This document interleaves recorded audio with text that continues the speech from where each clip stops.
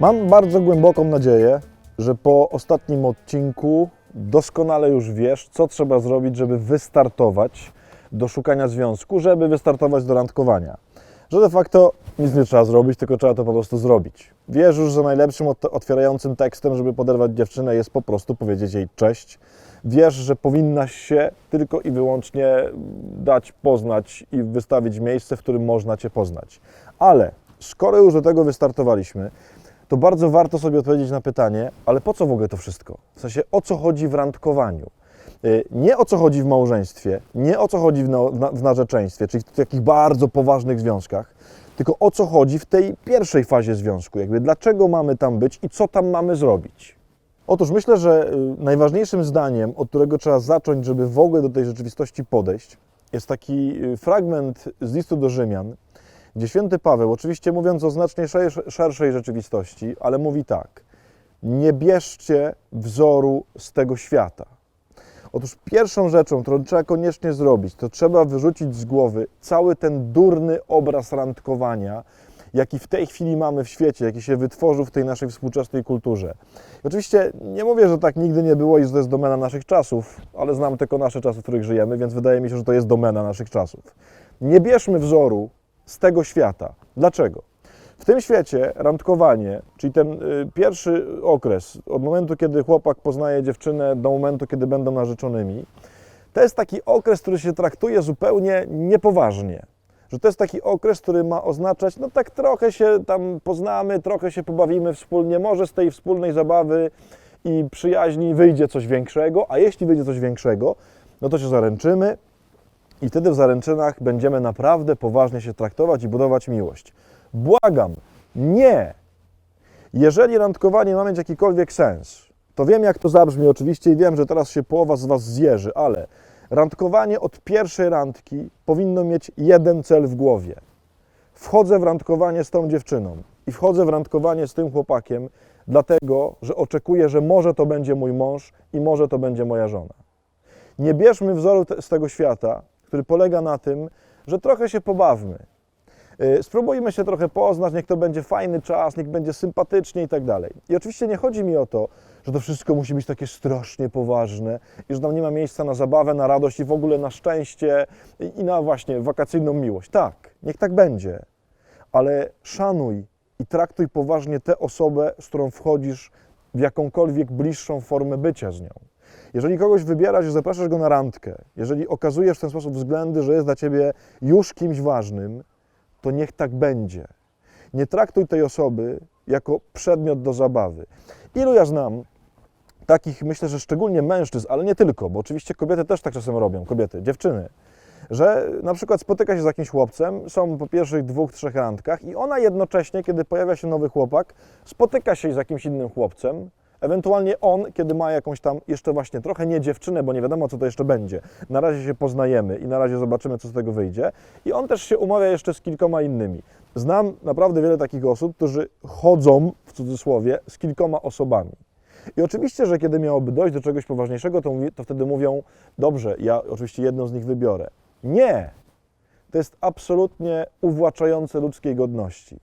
Bądź zatwardziałym monogamistą. Jeżeli wybierasz jakąś dziewczynę, żeby z nią randkować, to bądź z nią tak, jakby to miała być kiedyś Twoja żona. Jeżeli wybierasz mężczyznę, żeby z nim randkować, to zachowuj się względem niego tak, jakby to właśnie miał być Twój mąż, nawet jeżeli to nie wyjdzie.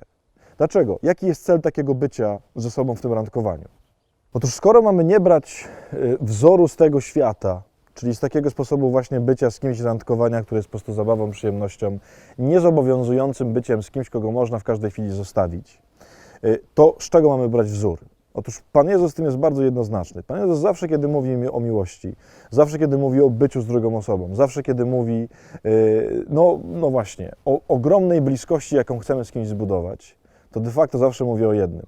O tym, że to polega na obcinaniu, obskrobywaniu, takim totalnym robieniu we własnym egoizmie. Czyli de facto jesteśmy w miłości po to, i o to ma chodzić potem w małżeństwie, żeby pozbawić się, na ile to jest możliwe, własnego egoizmu. I cały okres, również randkowania, ma polegać dokładnie na tym. Masz sprawdzić przez ten pierwszy okres, czy ta osoba, z którą jesteś, jest gotowa do tego, żeby się ze swojego egoizmu wydobywać, i masz sprawdzić, czy ty jesteś gotowy, gotowa względem tej osoby, z którą jesteś, swojego egoizmu się pozbawiać. Ja wiem, że to brzmi strasznie poważnie. O matko, to całe to nasze kochanie i związek ma polegać właśnie na tym. Przepraszam, ale tak. W sensie ma polegać na tym. I to nie znaczy, że nie ma w tym radości, fanu, i to nie jest w ogóle jedna z najbardziej fascynujących i pociągających rzeczywistości świata. Jest. Tylko że tylko w ten sposób z tego powstanie coś, co jest miłością.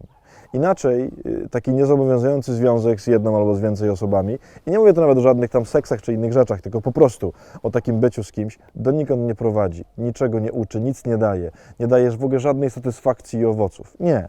Można być w takich związkach 15 i to nic człowiekowi absolutnie w jego szczęściu nie daje. Związek, również randkowanie, jest po to, żeby już od samego początku uczyć się, jak się pozbyć egoizmu, jak mogę tej drugiej osobie pomóc, żeby ona się pozbywała egoizmu.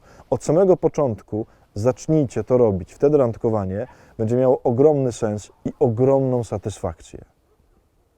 Taki sposób podejścia do randkowania, że to jest taki okres właśnie, w którym sobie można pozwolić na pewnego rodzaju taką niedojrzałość, niekonkretność, nieodpowiedzialność, on się wziął de facto z jednego. Myśmy w naszych czasach bardzo, że tak powiem, wydłużyli w górę okres dojrzewania. W ogóle zauważ, że pojawił się taki termin w ogóle, że to jest okres dojrzewania.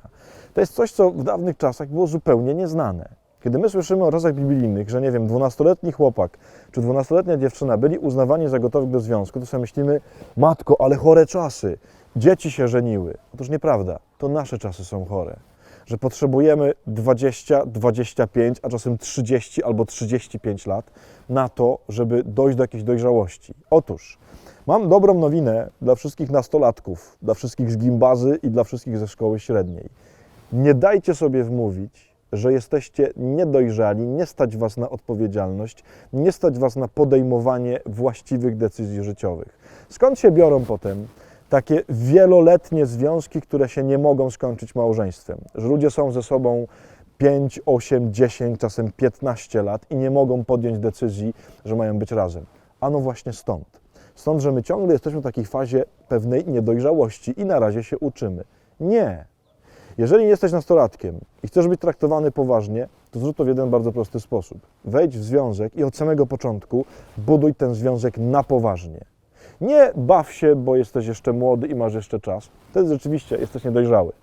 Ale jeśli chcesz być traktowany poważnie, również przez samego siebie, no to po prostu zachowuj się tak jak dojrzały człowiek. Możesz to zrobić, nawet jeżeli masz kilkanaście lat.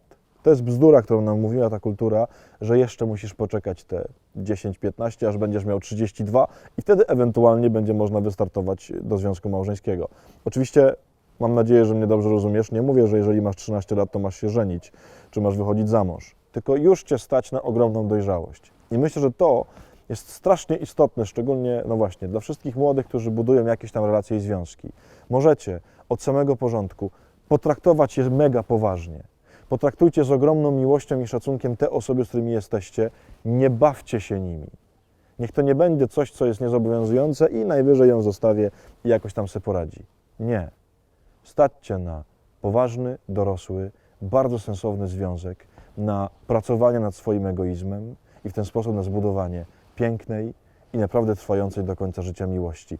I możesz to zrobić od pierwszego dnia, kiedy zaprosiłeś dziewczynę na randkę, możesz to zrobić od pierwszego dnia, kiedy chłopak Cię zaprosił na randkę. Od tego dnia już możecie budować dojrzały związek. Strasznie to wszystko było dzisiaj skomplikowane i mam nadzieję, że coś z tego w ogóle zajarzyliście. Gdybyście chcieli zobaczyć, co było trochę wcześniej, czyli o tym, jak się przełamać, żeby zaprosić dziewczynę na randkę, żeby jakiś chłopak nie zechciał zaprosić na randkę, są tam naprawdę bardzo mega sposoby, jak to zrobić. To trzeba tutaj pod kulką zobaczyć, bo tutaj jest ten odcinek, gdzie o tym była mowa.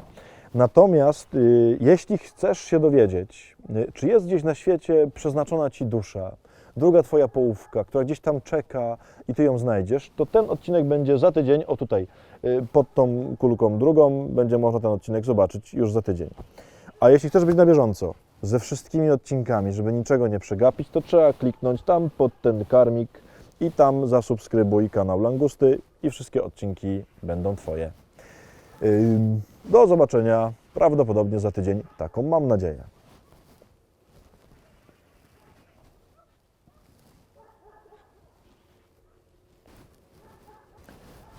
Pod tą kulką nic nie było.